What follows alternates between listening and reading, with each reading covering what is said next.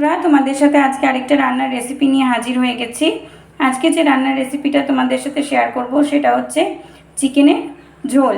ঠিক আছে, তো চলো কী কী ইনগ্রিডিয়েন্টস লাগছে তোমাদের একটু দেখিয়ে দিই। এখানে ধুয়ে পরিষ্কার করে রাখা চিকেন আছে, এখানে টক দই আছে, এখানে ধনেপাতা আছে, এখানে রয়েছে কাঁচা লঙ্কা, এখানে রয়েছে নুন, এখানে রয়েছে রসুন বাটা, আদা বাটা, পেঁয়াজ কুচি, লঙ্কা গুঁড়ো, হলুদ গুঁড়ো, গরম মশলা, এখানে রয়েছে সর্ষের তেল, এখানে আলুটা ভেজে নিয়েছি। তো চলো রান্নাটা শুরু করছি, তোমরা দেখতে থাকো। কড়াইটা গরম হয়ে গেছে, এবার আমি কড়াইয়ে সর্ষের তেলটা দিয়ে নিলাম। তেলটা গরম হলে ফিরে আসছি। এবার আমি তেলটা গরম হয়ে গেছে, পেঁয়াজ কুচিটা দিয়ে দেব।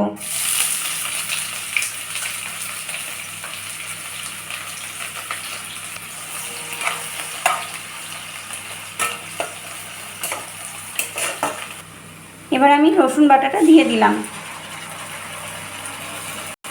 এবার দিয়ে দেবো আদা বাটা। মশলাটা একটুখানি কষিয়ে নেব।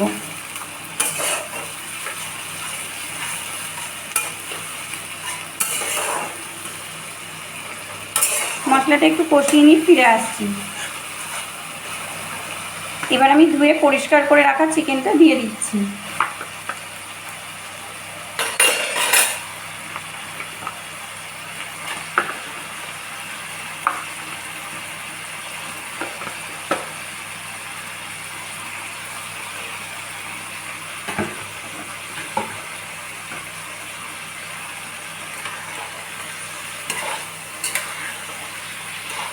এবারে হলুদ গুঁড়োটা দিয়ে দেব।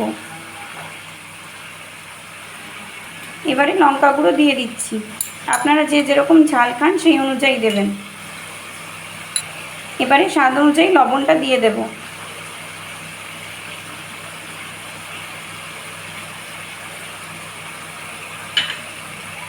দিয়ে ভালো করে মশলাটা একটু কষিয়ে ফিরে আসছি।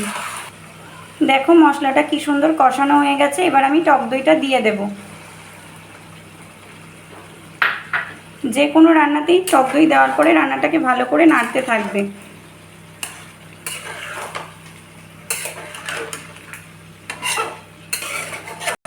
এবারে ভেজে রাখা আলুগুলো দিয়ে দেব। দিয়ে একটু কষিয়ে নিয়ে ফিরে আসছি। মশলাটা ভালো করে কষানো হয়ে গেছে। এবার আমি পরিমাণ মতো জল দিয়ে খানিকক্ষণ ফুটিয়ে নিয়ে ফিরে আসছি। এবারে গরম মশলাটা দিয়ে দেব।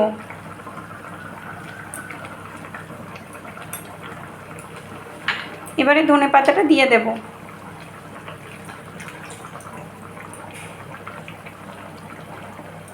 দিয়ে আর কিছুক্ষণ ফুটিয়ে নিয়ে সার্ভ করে ফিরে আসছি। বন্ধুরা দেখো রান্নাটা কমপ্লিট হয়ে গেছে। তোমরাও ঠিক এইভাবে রান্নার রেসিপিটা ট্রাই করো, আশা করছি তোমাদের ভালো লাগবে। চলো দেখা হচ্ছে নেক্সট ভিডিওতে। তোমরাও ভালো থেকো, সুস্থ থেকো, ভিডিওটা শেয়ার করে দিও। চলো টাটা।